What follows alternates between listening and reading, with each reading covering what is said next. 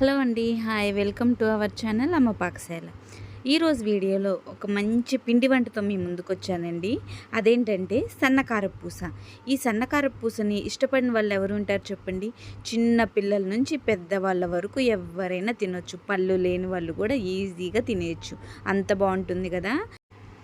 బయట స్వీట్ షాప్లో టేస్ట్కి మాత్రం తీసిపోదండి. మరి ఈ సన్నకారపు పూసని పక్కా కొలతలో ఎలా చేసుకోవాలో చూపిస్తాను, చూసేయండి.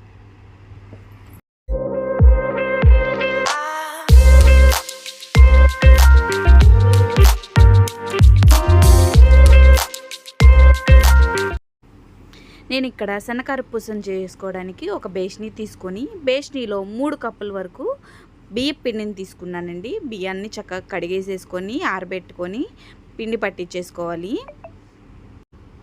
ఇవి పుట్నాలండి. వేపిన శనగపప్పు అని కూడా అంటారు.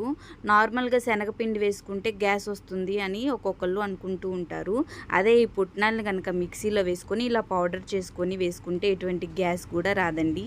నేను ఇక్కడ 3 కప్పుల బియ్యం పిండికి 1 కప్పు వరకు పుట్నాల పౌడర్ని తీసుకున్నాను. అలాగే రుచికి సరిపడా ఉప్పును కూడా తీసుకున్నాను. కొద్దిగా పసుపుని, అలాగే 1 స్పూన్ వరకు కారాన్ని వేసుకుంటున్నాను. పసుపు, ఉప్పు, కారం చక్కగా పిండికి పట్టే విధంగా కలిపేసుకోవాలి. చక్కగా ఎటువంటి ఉండలు లేకుండా మొత్తం కలిసిపోయేలాగా కలిపేసుకోవాలి. ఇప్పుడు మధ్యలో ఒక గుంట తీసేసుకొని 1 కప్పు వరకు వేడి నూనెని వేయాలి. ఇలా వేయడం వలన కారపూస అనేది చక్కగా గుల్లగా కరకరలాడుతూ వస్తుంది. కాలే నూనె కాబట్టి ఇట్లా ఎగేసుకుంటా నెమ్మదిగా కలిపేసుకోవాలి. ఇలా పిండి మొత్తం కలిసే విధంగా కలిపేసుకోవాలి. ఇప్పుడు మనం కొంచెం పిండిని తీసుకొని ముద్ద చేసినట్టయితే చక్కగా ఈ విధంగా ఉండలాగా రావాలి. ఇలా వస్తే చక్కగా కలిసిపోయినట్టు. ఇప్పుడు మనం కొద్దిగా వాటర్ని యాడ్ చేసుకుంటూ పిండిని ఒక ముద్దలా కలిపేసుకోవాలి. ఒకసారి వాటర్ని పోసి కలుపుకోకూడదు, కొద్దిగా కలుపుకోవాలి.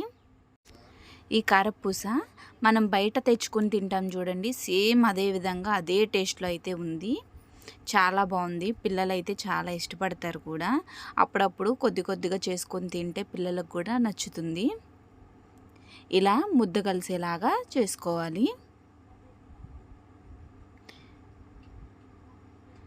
చూసారు కదా, చేతికి అంటుకోకుండా చక్కగా ముద్ద అయ్యే విధంగా కలుపుకోవాలి.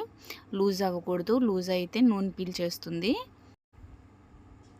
చూసారు కదా, ఇట్లా హోల్ చేసినప్పుడు చక్కగా బయటకు వచ్చేసింది ఫింగర్. ఎటువంటి పిండి కూడా అంటుకోకుండా ఇట్లా అయితే పర్ఫెక్ట్గా ఉందన్నమాట. ఇప్పుడు నేను కారపూస చేసుకోవడానికి కారపూస చేసుకుని ఆ ప్లేట్ని తీసుకున్నాను.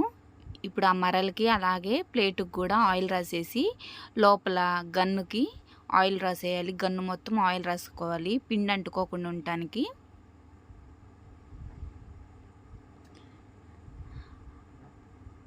చూసారు కదా, ఈ విధంగా రాసేసుకోవాలి. ఇలా రాసుకోవడం వలన పిండి అనేది అతుక్కోకుండా చక్కగా వదిలేస్తుంది పిండిని.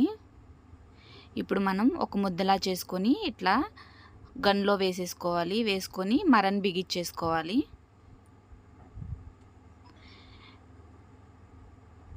బిగించుకున్న తర్వాత కారపూస అనేది పడుతుందా లేదా ఒకసారి చెక్ చేసుకుందాం. స్టార్టింగ్ ఇక్కడ చెక్ చేసుకొని అప్పుడు బాండీలో వేసుకోవాలి. ఇప్పుడు వేడిగా కాగిన నూనెలో సిమ్లో పెట్టుకొని చక్రాలని ఒత్తుకోవాలి. హైలో పెడితే సెగకి చేతులు కాలిపోతాయి. అందుకని సిమ్లో పెట్టుకొని మాత్రమే చక్రాలని ఒత్తుకోవాలి.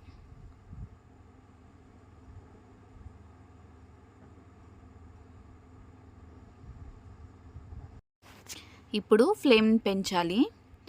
కారపూస వేసిన తర్వాత ఫ్లేమ్ అనేది పెంచకపోతే నూనె పీల్చేస్తుంది. వన్ సైడ్ కాలిన తర్వాత ఇంకో సైడ్కి తిప్పుకోవాలి.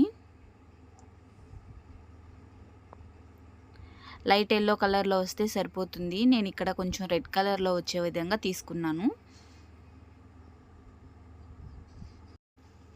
ఇప్పుడు అదే విధంగా ఇంకొక కారపూస అచ్చును వేసేసుకుంటున్నానండి. ఇదే విధంగా నా దగ్గర ఉన్న పిండి మొత్తంతో నేను కారపూసను వేసేసుకున్నాను. ఒక సైడ్ కాలిన తర్వాత మాత్రమే ఇంకో సైడ్కి తిప్పుకోవాలి. ఈ మధ్యలో తిప్పితే చక్రం అనేది గట్టి పడకుండా విరిగిపోతుంది. ఇలా నేను పక్కకు తీసేసుకున్నాను. నా దగ్గర ఉన్న పిండి మొత్తంతో కారపూస వేసుకున్నాను. మీకు కావాలంటే సైజుని మార్చి చక్రాలు కూడా ఒత్తుకోవచ్చు. నువ్వులు కలుపుకొని కూడా మీరు చక్రాలుగా వేసుకోవచ్చు. చూసారా ఎంత పర్ఫెక్ట్గా వచ్చిందో. క్రిస్పీగా భలే ఉన్నాయండి. మా పిల్లలు చాలా ఇష్టంగా అయితే తిన్నారు. పట్టుకొని చూసారా ఎంత బాగుందో. చూడ్డానికే చాలా బాగుంది, టేస్ట్ కూడా అంతే బాగుందండి. ఒకసారి నేను మీకు విరిపి కూడా చూపిస్తాను. చూసారా ఎంత బాగా వచ్చినాయో. మీరు కూడా ఇదే విధంగా చేసుకొని టేస్ట్ ఎలా వచ్చిందో నాకు కింద కామెంట్ సెక్షన్లో కామెంట్ చేయండి. నా వీడియో కనుక మీకు నచ్చినట్టయితే లైక్ చేయండి, షేర్ చేయండి, సబ్స్క్రైబ్ చేయండి. బెల్ సింబల్ నొక్కడం అస్సలు మర్చిపోవద్దు. Thank you for watching.